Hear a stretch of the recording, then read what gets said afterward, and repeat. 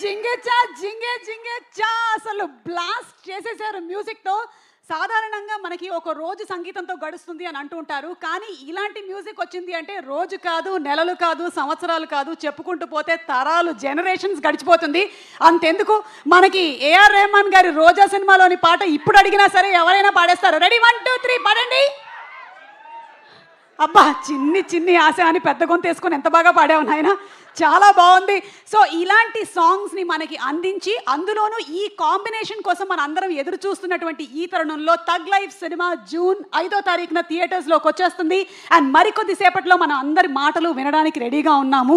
ఒక పక్కన వాళ్ళందరూ నన్ను అలా చూస్తుంటే నాకు బోరనంత టెన్షన్ వస్తుంది. బట్ అంటే కమల్ హాసన్ గారు 1 2 వందల పాత్రల్ని చేసి మన మనసుల్లో చిరస్థాయిగా నిలిచిపోయారు. A great actor, a great phenomenon. Kamal Haasan గారు, మరొకసారి మీకు very very hearty welcome from the whole of Tollywood అండి.